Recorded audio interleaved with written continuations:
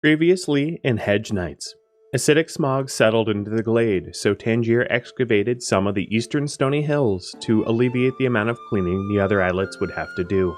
Megahoof finished drafting up experiments for the salix tree and distilled 3 different extracts to apply to the roots in hopes it will allow the adlets to transport uprooted trees back to their glade. The adlets celebrated the spring advent. Afterwards, Megahoof, Sapo, and Dave departed in search of a glade of salix trees to experiment upon. They happened upon a small glade, and Dave built a tiny holding pen for the bison, while Megahoof and Sapo applied the 3 extracts to 3 different trees. Episode 19: Applied Science. The adventuring trio found it difficult to sleep in the driving rain and listening to the loud bellowing calls of the bison. They were anxious to see the result of Megahoof's experiments. Back in the keep, the adlets had run out of bread, so they would rely upon the packaged maki that Sapo had prepared. Most of the adlets had never eaten the packaged maki, so they didn't know what to expect from the preserved vegetable. They expected it to be dry, flaky, and tasteless, but were surprised to find it pleasant, earthy, and still somehow moist despite being dehydrated for storage.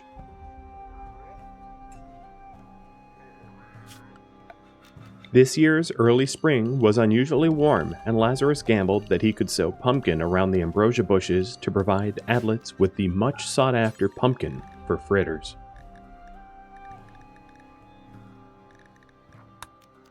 Lazarus also rallied the remaining adlets in the keep to help him harvest the nutrifungus so the fungal fields could be converted back to sunlit farm plots to jumpstart the sowing for this year's vegetables.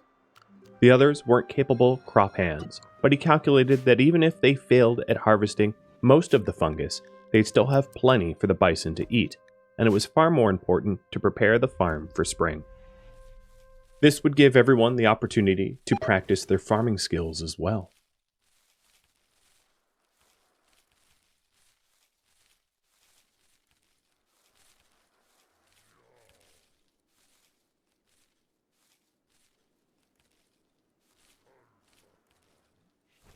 Despite being a very capable mason, Tangier hadn't contributed much to the construction of the prayer room, as she was off mining the stone outcroppings.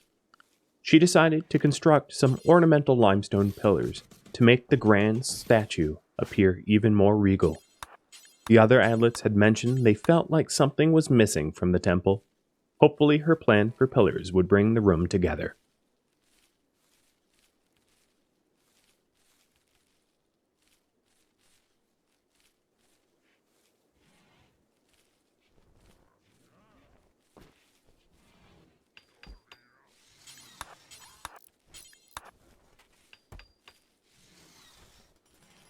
Megahoof awoke after a rough night of sleep and raced to see whether or not the trees he had treated remained. He headed northwest to the ambrosia tree and was disheartened to see that it had disintegrated much the way that Sapo had described. He was shocked that there seemed to not even be a trace of the tree remaining, and wished that he had seen the process firsthand. He sprinted across the glade to the southeast to inspect the tree treated with tea extract. As he had feared, the tea treatment had failed as well. His final hope was the hybrid extract, and lo and behold, the tree remained intact. He didn't know how long the uprooted salix tree would remain stable, so he raced back to the camp to rouse Sapo and Dave, and packed the caravan to return to the keep at once. Dave and Sapo were groggy and bedraggled, but as soon as they were able to process Megahoof's news of a successful experiment, they jumped for joy and shouted loud enough to echo off the distant hills. He instructed Dave and Sapo to round up the bison at the southwest tree so they could construct a simple sledge to haul the tree back to the keep as hastily as they could manage.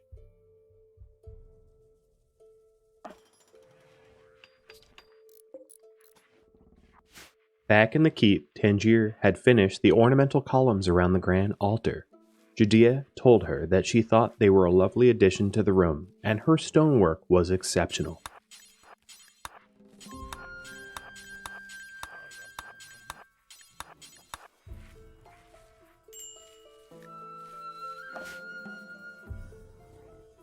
The trio finished constructing a makeshift sledge and harnesses for the bison and departed for home. Megahoof hoped that the tree would survive the journey, but didn't share his worries with the other two.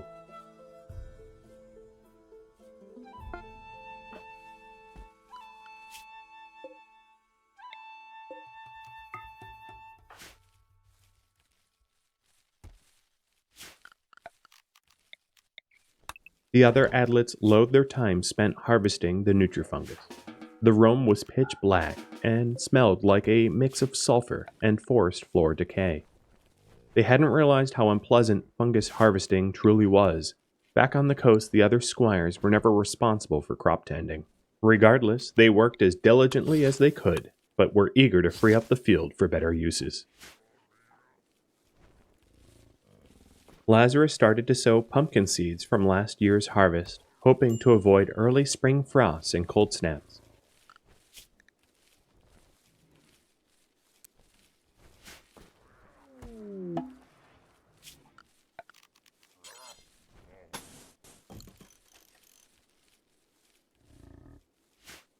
Megahoof, Sapo, and Dave returned to the keep after a short trip through the Catraro forest. The loud herd of bison hauling a tree made enough noise that everyone within the keep fully expected their arrival. As soon as Megahoof entered the outer curtain wall, he loudly announced that they come bearing a salix tree, and cheers could be heard echoing through the stone walls.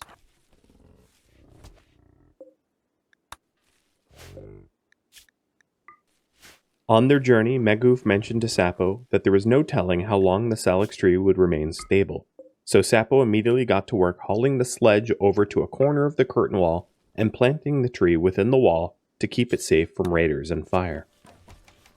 Megahoof told the other adlets that the hybrid extract was the one that had worked, but that meant not eating any ambrosia or drinking any psychite tea, because they'd be needed to make more hybrid extract.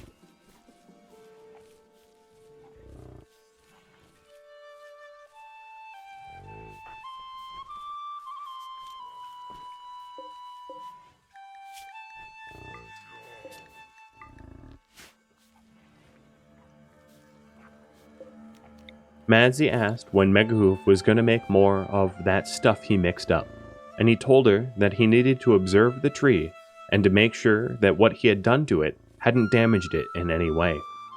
He said that once the tree absorbed the pollution like it was supposed to, he'd make more of the extract. She asked if she could be part of the group to go get the next tree, and he told her that he'd think about that. She assumed that meant no.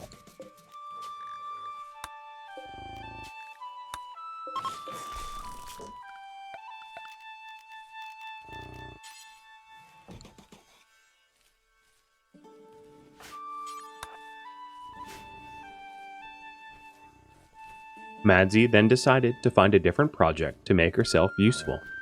She had a little practice with masonry, but not with carpentry, and asked Lazarus if she could borrow some tools and nails. He said sure, just as long as she returned the tools. So she started to collect timber to construct shelves for the bison pens to hold their fungus. She had seen the bison roam in the keep at times and eat directly from the shelves, so she knew they'd have no issue feeding themselves if the fungus was stored on them.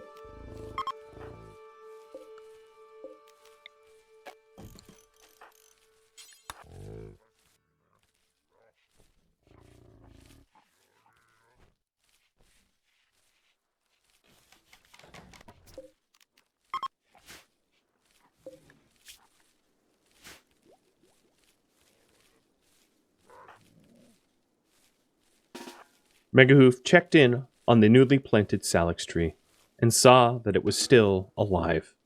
It hadn't yet absorbed pollution, so he planned to check in again soon.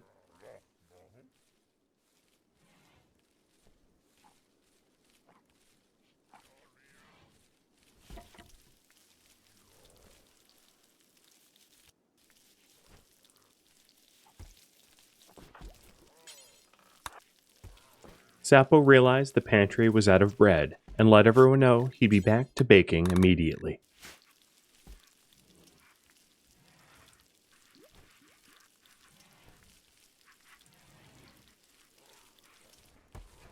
Dave retrieved the section of honeycomb that housed the queen bee and built another apiary.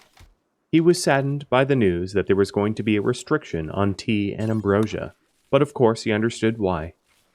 He rudely jostled Sapo awake and asked how soon they'd have mead. Dave was very keen on trying honey-based alcohol.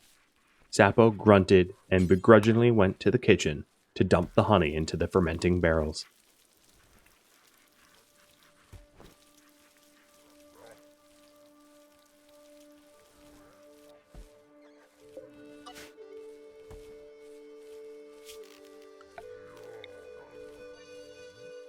Through the collective efforts of all of the adlets, the farm was nearly harvested. Sapo and Megahoof had discussed plans to plant specific crops for special meals. Nobody knew exactly what Sapo had in store, but they were excited for the variety. It wasn't too long ago that everyone ate slimy fungus meals and soup made of bones, but now they had bread, beer, ale, mackie, and occasionally pumpkin fritters too.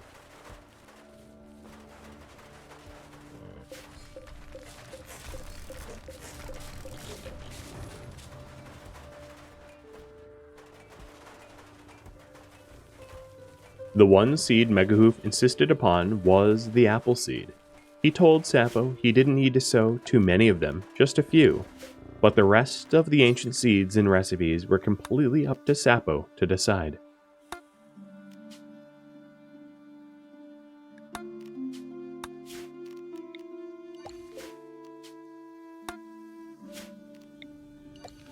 Dave and Judea carefully removed roof tiles from the farm and stacked them to save them for the next winter. They looked on as Lazarus carefully tended the tiny orchard. Lazarus asked Judea if she had any idea what her husband wanted to do with the new plants, and she shrugged and told him it must be something special. The plants that Megahoof and Sapo wanted to grow this season hadn't been grown in centuries, and nobody living knew what they even tasted like. Only through old periodicals reviewing culinary arts did Megahoof even discover recipes that included the ancient seeds. Some of the notes about specific fruits and vegetables made them sound particularly delicious, and that's why Megahoof insisted they were added to the farm. So far, bread was pretty delicious, and nobody had any objections about the mackie, but the mackie wasn't supposed to be tasty. It just kept well on the shelves for travel. Megahoof returned to the transplanted salix tree and saw that it had absorbed pollution, so he got to work to distill additional hybrid extracts.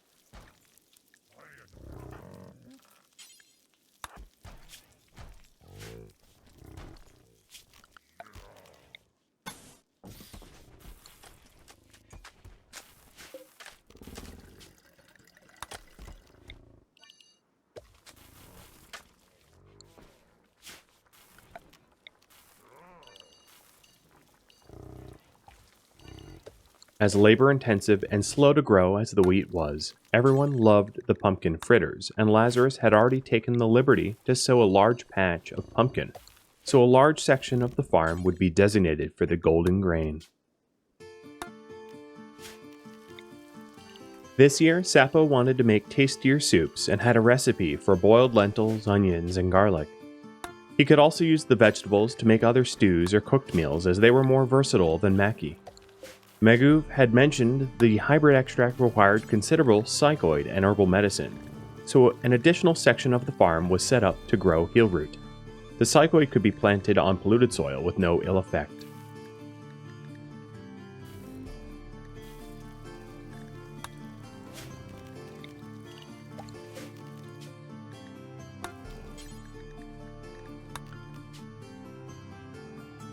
Sapo and Lazarus planned to plant so much psychoid that there'd be no way they'd run out, allowing the adlets to start drinking the tea again.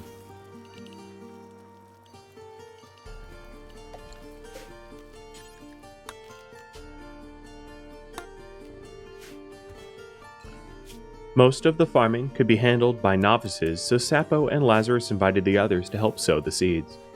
Plants like heelroot and psychoid would have to be handled by experts, but wheat, lentils, onions, and garlic were much more straightforward.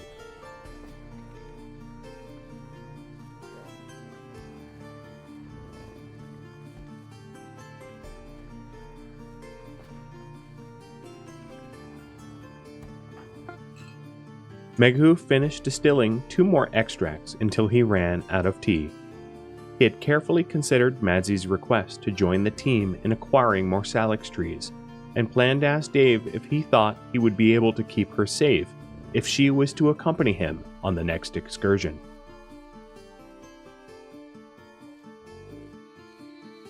Dave said it wouldn't be a problem at all.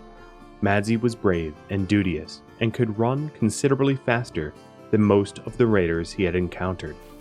Dave told Meghoo that her safety would be his priority and that he could handle the bison and digging if she just wanted to tag along. Dave then requested that he'd be the one to break the news to Madzie that she was going on the adventure. Meghoo smiled and nodded.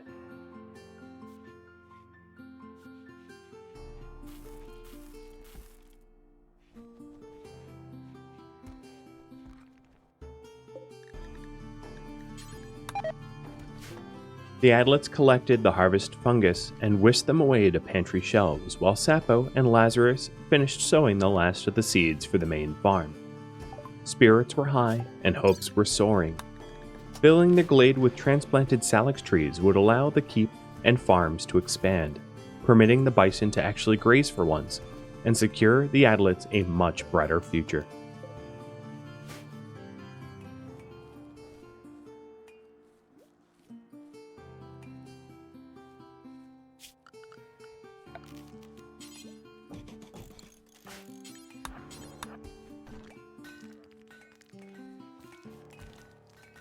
After hearing about the miserable conditions that her husband endured in the last trip west, Judea made 2 bedrolls for Dave and Madzie to use for warmth and protection from the elements.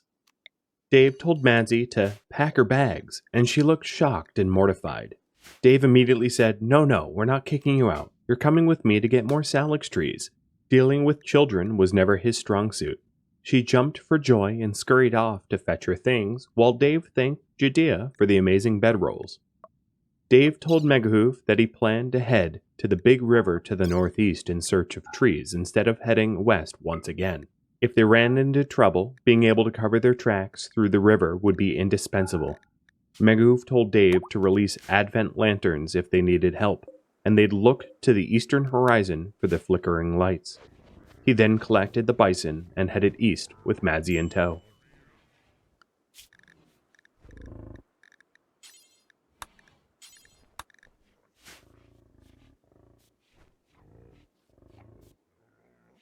The Adlets discussed with one another how they should utilize all the newly purified space in the glade.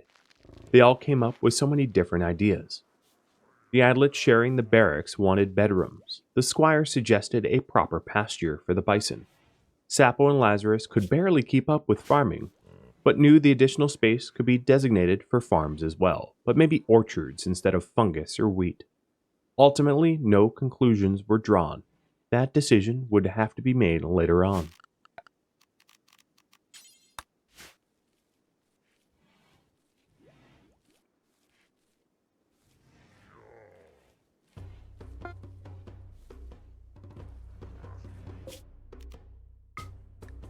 After only a short journey meandering through the forest, Dave and Madzie spotted another glade with salix trees.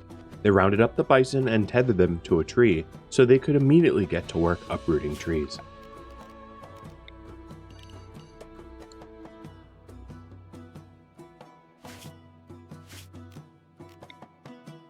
Two salix trees were spotted to the north.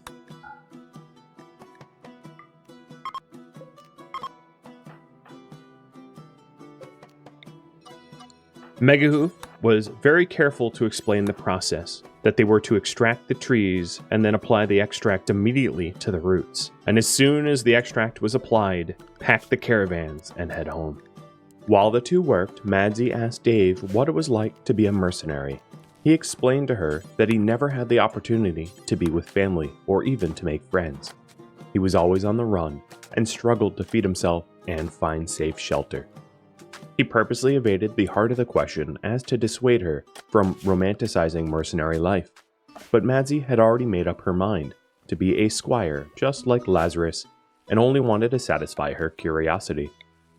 She then asked him why he chose to stay in the keep, and Dave honestly answered that he was tired of running and most of the settlements he had worked for had fallen. With most of the seeds already sown for spring, Sappho and Lazarus started to sow Devil Strand into the blighted soil. Where they grew up, there were small patches of wild Devil Strand, but the elders never bothered to cultivate fields of it, as most of the work went towards managing fungal caves or fishing. Wild Devil Strand was sometimes collected, and when processed, it could be woven into a very durable fabric. The farmers weren't sure if Gutraro Forest's short growing season would allow the red mushrooms to grow to maturity, but they were going to try to sow it anyway.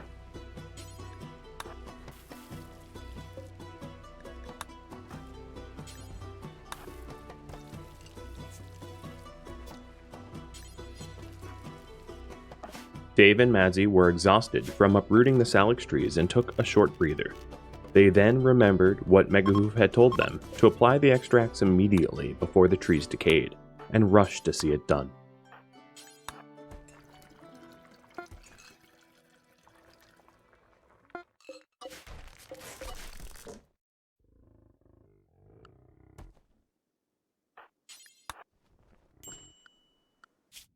As soon as they were finished, Madzi packed up the supplies while Dave fashioned 2 simple sledges.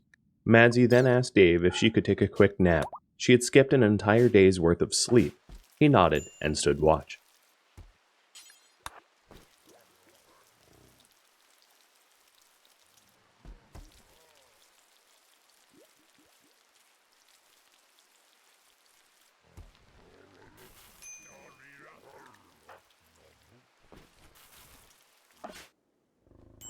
After a short nap, Dave woke Madzi and told her that it was time to depart. The sun had already set, and they'd likely need a rest for the night anyway on the road. On their way out of the tiny glade, they spotted giant hornets, and Dave signaled to Madzi to stay very quiet and sneak past. Madzi built up the courage and rejoined the awaiting bison.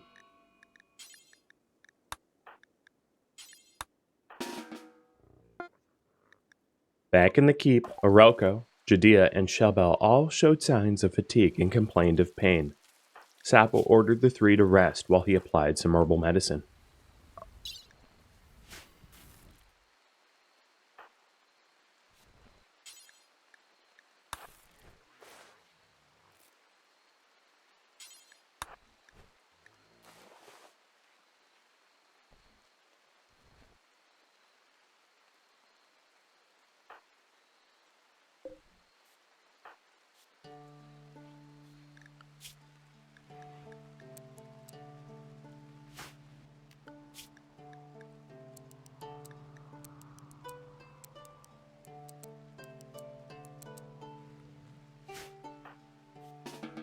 Despite his illness, Arelco was restless and couldn't sleep. He wandered the halls looking to keep busy, but everything was already quite clean and orderly. The torches were fueled, the farms were sown, the shelves were stocked and organized. Maybe cutting stone would tire him out, he thought, and he wandered out into the hills with a task in mind.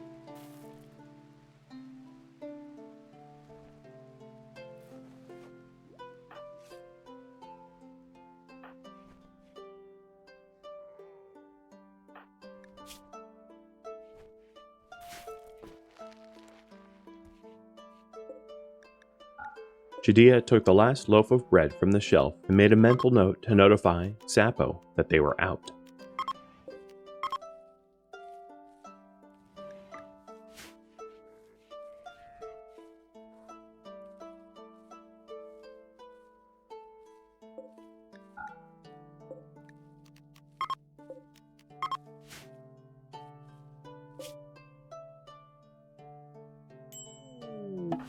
Madzi and Dave announced their arrival, and the other islets were relieved to hear of their safe return. While they understood Madzi's need for independence and adventure, allowing her to leave made everyone else nervous. The 2 brought the grand news of 2 more salix trees ready to be added to their growing grove. Megahoof was elated that his treatment wasn't a fluke. It had worked multiple times and seemed to be the key for the adlets to secure a permanent home in the polluted forest.